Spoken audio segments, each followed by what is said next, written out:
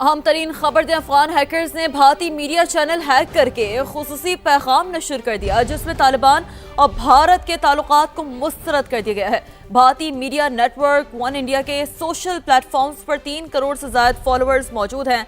Hacking की जिम्मेदारी ट्रो मुस्लिम Afghans नामी ग्रुप ने कबूल की है।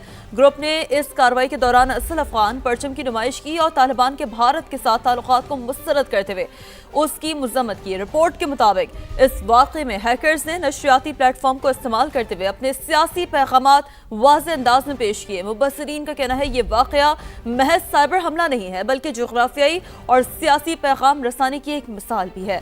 वाक़े के बाद वन इंडिया की साख को धचका पहुंचने के साथ साथ इस मामले ने भारत, तालिबान और अफगान उमूर को भी खबरों में ला खड़ा किया है। अफगान हैकर्स ने भारतीय मीडिया चैनल हैक करके खुसूसी पैगाम नशर कर दिया जिसमें तालिबान और भारत के ताल्लुकात को मुस्तरद कर दिया गया है।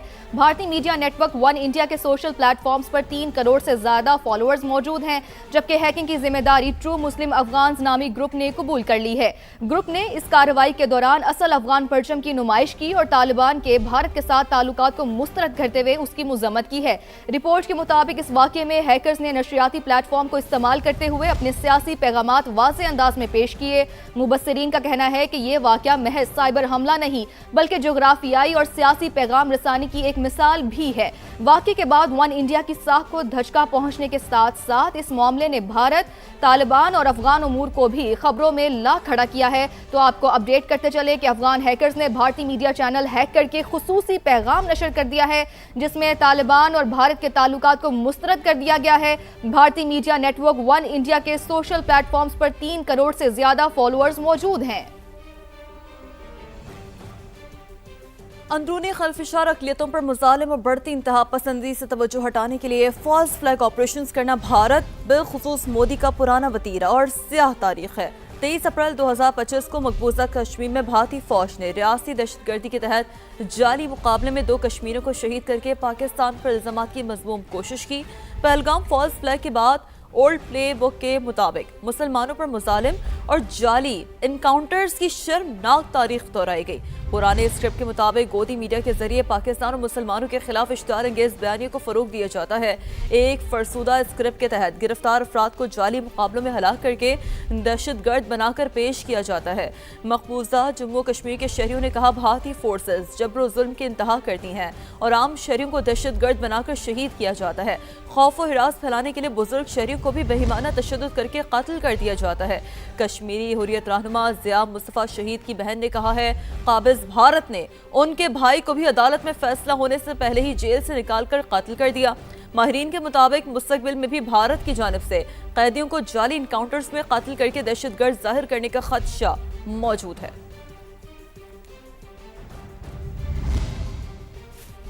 मोदी सरकार की सरपरस्ती में भारतीय रियासती दहशतगर्दी का भयानक चेहरा बेनकाब। बदनाम जमाना भारतीय खुफिया एजेंसी रॉ रियासती सरपरस्ती में पाकिस्तान समेत मुख्तलिफ ममालिक में दहशतगर्दी फैलाने में सरगर्म है। बलोचिस्तान से गिरफ्तार दहशतगर्दों ने भी भारत की जानिब से माली, तरबियती और इंटेलिजेंस मुआवनत की फराहमी से मुतालिक होशरुबा इंकशाफात किए हैं। भारतीय दहशतगर्दी और उसके जेर साया फितनल हिंदुस्तान को भारतीय फंडिंग के मुतअद्दिद नाकाबिले तरदीद शवाहिद दुनिया में पहले ही सामने आ चुके हैं। पाकिस्तान में दहशतगर्दी की कार्रवाइयों में मुलविस भारतीय खुफिया एजेंसी रॉ का अफसर कुलभूषण जाधव भी भारतीय दहशतगर्दी का बरमला एतराफ कर चुका है। भारतीय मुशीर बराए कौमी सलामती अजीत दोवल ने कई बार बलोचिस्तान को तोड़ने की खुलेआम धमकी दी।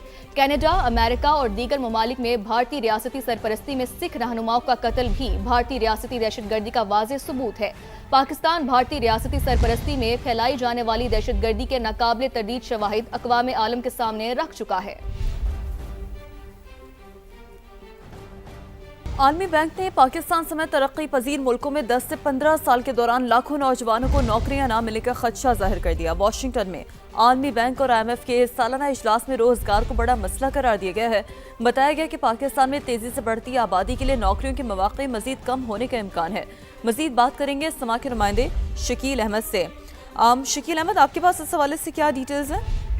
देखिए, आलमी बैंक का ये कहना है कि साल 2040 तक यानी अगले 10 से 15 साल में 1.2 अरब नौजवान जो हैं रोजगार के काबिल होंगे, लेकिन लाखों नौजवानों को नौकरियां ना मिलने का खदशा है और इसमें पाकिस्तान भी शामिल है क्योंकि तेजी से बढ़ती आबादी पाकिस्तान की जो है वो नौकरियों के मौके कम उससे होने का खदशा है। और आलमी बैंक ने कहा है कि तकदीर ममालिक जो हैं वो रोजगार पैदा करने को अवलीन तरजीह दें और 80 से 100 अरब डॉलर तक इमदाद आलमी बैंक की जानिब से रुकन ममालिक को दिए जाने का इम्कान है।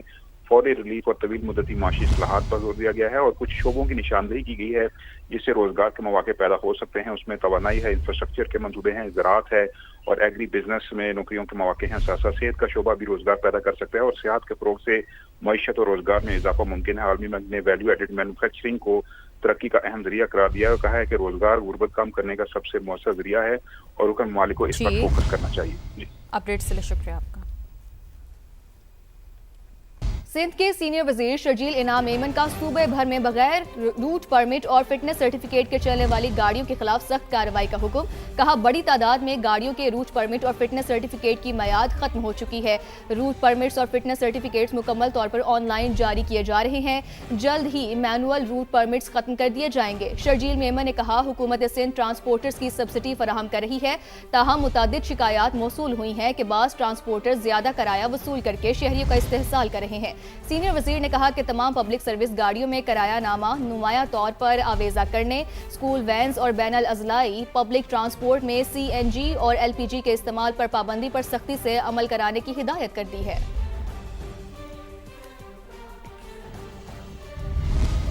और अब आपको बताते हैं, गवर्नर सिंध निहाल हाशमी ने किफायत शारी पॉलिसी पर अमल करते हुए कराची से ट्रेन के जरिए सखर का सफर किया। रेलवे स्टेशन पर उनका शानदार इस्तकबाल किया गया। रोहड़ी में क़याम के दौरान गवर्नर सिंध शाह लतीफ़ यूनिवर्सिटी में वज़ीर आज़म यूथ प्रोग्राम के तहत लैपटॉप तकसीम की तकरीब में शिरकत करेंगे।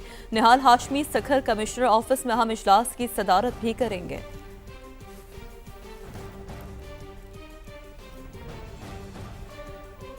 सिंध में कॉन्गो हेमरजैक फीवर से मुतासरा शख्स इंतकाल कर गया। 17 साल के नौजवान में कॉन्गो वायरस की तस्दीक गुज़िश्ता रोज भी हुई थी, जबकि मुतासरा नौजवान सिंध इन्फेक्शन डिजीज़ अस्पताल में ज़ेर इलाज था। आपको अपडेट करते चले कि सिंध में कॉन्गो हेमरजैक फीवर से मुतासरा शख्स इंतकाल कर गया है। 17 साल के नौजवान में कॉन्गो वायरस की तस्दीक गुज़िश्ता रोज हुई थी, जबकि मुतासरा नौजवान सिंध इन्फेक्शन डिजीज़ अस्पताल में ज़ेर इलाज था। तो कॉन्गो वायरस की वजह से एक शख्स इंतकाल कर चुका है। 17 साल के नौजवान में कॉन्गो वायरस की तस्दीक गुज़िश्ता रोज हुई थी, जबकि मुतासरा नौजवान सिंध इन्फेक्शन डिजीज़ अस्पताल में ज़ेर इलाज था। सिंध में यह वाक़या पेश आया है जहां पर कॉन्गो हेमरजैक फीवर से मुतासरा शख्स इंतकाल कर गया है। 17 साल के नौजवान में कॉन्गो वायरस की तस्दीक गुज़िश्ता रोज हुई थी। मुतासरा नौजवान सिंध इन्फेक्शन डिजीज़ अस्पताल में ज़ेर इलाज था। स्मॉग केस की समाअत के दौरान लाहौर हाईकोर्ट ने ट्रैफिक पुलिस के रवैये पर नाराजगी का इजहार किया। जस्टिस शाहिद करीम ने रिमार्क्स दिए कि ट्रैफिक वालों का रवैया अजीब है। 2 मोटरसाइकिल रोककर खड़े हो जाते हैं, चाहे सारी सड़क पर ट्रैफिक ब्लॉक ही क्यों ना हो जाए। ट्रैफिक पुलिस रोजाना खुद ही कानून की खिलाफ वर्जी कर रही है। बात करेंगे अरशद अली ने हमें ज्वाइन किया है। अरशद, क्या रिमार्क्स थे अदालत के इस मौके पर? जी बिल्कुल, लाहौर हाईकोर्ट के जस्टिस शाहिद करीम ने स्मोक के हवाले से दायर दरख्वास्तों पर समाअत की। दौरान समाअत अदालत ने ट्रैफिक एहलकारों के रवैये पर जो है वो इजहार नाराजगी किया और ये कहा कि ट्रैफिक पुलिस एहलकार जो है वो 2 मोटरसाइकिलें रोक कर जो है वो खड़े हो जाते हैं और पीछे से चाहे सारी ट्रैफिक जो है वो रोड के ऊपर जैम हो जाए, उनको इससे फर्क नहीं पड़ता। जिस पर जो है वो अदालत ने ये भी रिमार्क्स दिए कि बज़ाहिर मोटरसाइकिल सवार ने हेलमेट और कानून की पासदारी करता नजर आ रहा होता है, लेकिन उसके बावजूद उसको रोक लिया जाता है। पंजाब हुकूमत के ऑर्डिनेंस के तहत जिस भी शहरी को गाड़ी वाले को या पुलिस मोटरसाइकिल सवार को रोकता है ट्रैफिक वाला, तो उसको वजूहात बतानी जरूरी होती हैं। इसके साथ साथ अदालत ने यह भी रिमार्क्स दिए कि ट्रैफिक जैम होने से गाड़ियों का धुआं जो है वो स्मोग का बायस बनता है। अदालत ने मजीद जो समाअत है वो आइंदा जुमेरात के रोज तक के लिए मुलतवी की है और CTO लाहौर समेत दीगर सरकारी महकमों से अमल दरामद रिपोर्ट्स भी तलब कर ली है। अमल दरामद रिपोर्ट्स भी तलब कर लिया। अपडेट के लिए शुक्रिया।